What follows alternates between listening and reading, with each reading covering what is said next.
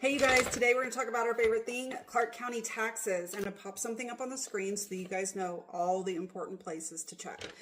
So there's a couple of things that you want to look out for. Number one would be to make sure that your tax cap rate is at 3% if it is your primary residency. If you are renting it, likely your tax cap is going to be at 8%. So if you're making money, you know, the government always wants to get their hands on your money too. But the fact of the matter is that if you have a rental home or it's not your primary residency, they do charge a higher tax rate. So make sure you are checking to make sure that you have the 3% if you're supposed to have the 3%, because I do not believe that they will refund you if you have been overcharged and you didn't catch it. The next thing is I'm going to show you where your installments are at. As you can see on the right hand side of the paper towards the middle of the notice from Clark County, you'll see your real property tax information installment dates. The installment dates are the third Monday in August, the first Monday in October, the first Monday in January, and the first Monday in March. As you can see on the top right hand side, it says summary amount total annual charges, and then you'll have that total. In this case, it says $3,015.80. They divided that by 4, and that's how they came up with each installment amount. And then we're also going to talk about how to search for your last year's tax bill, because, you know, obviously once it updates, you don't remember what your last year's property tax bill was. Okay, so for the purpose of this video, we're going to do 3600 South Las Vegas Boulevard. Nevada is a public record state, and I don't want to show anyone else's taxes other than the casinos. So as you can see, they had their property values assessed, and now the taxes that are assessed are $22.5 million plus. And their quarterly installment amounts are $5.6 million. Yes, you saw that right. And it shows the prior, calendar year here on the bottom, $21,269,317. And so you can see that their taxes went up a little bit as well. And to calendar date, they've made X amount of payments. So yours works the exact same way. We're going to go over how it's paid. Some people pay yours annually. You don't pay it through your mortgage. Most people do pay it through their mortgage. So you'll see either your mortgage payment will go up just a little bit, and we'll kind of touch on all of that too. So you're not like, hey, I have a fixed rate.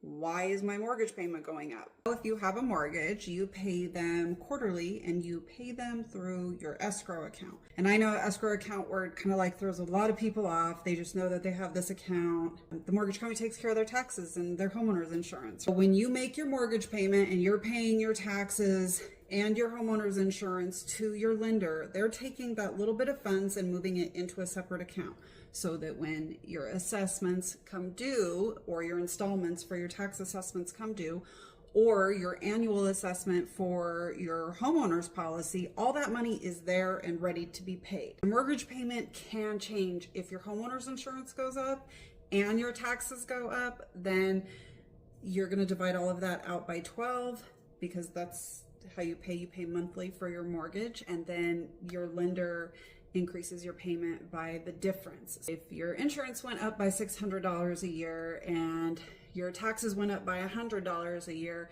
you're going to see that $700 divided out by 12 and added to your mortgage payment. Even though you have a fixed rate mortgage, it doesn't mean that your mortgage payment won't change. Only your principal and interest won't change, but you have variables in there: taxes and insurance. If you pay the county directly, because let's say your home's paid off, you did a conventional loan where you didn't have to have it impounded into your account, you have to pay everything separately.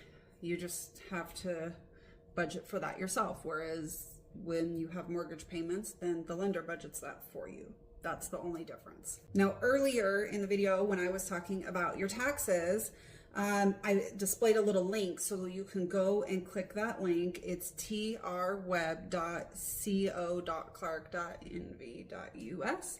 I'm doing that from memory, so hopefully that's right. And that's where you can search by name, by parcel number, by address, and then you can go in and find out all the information on your account.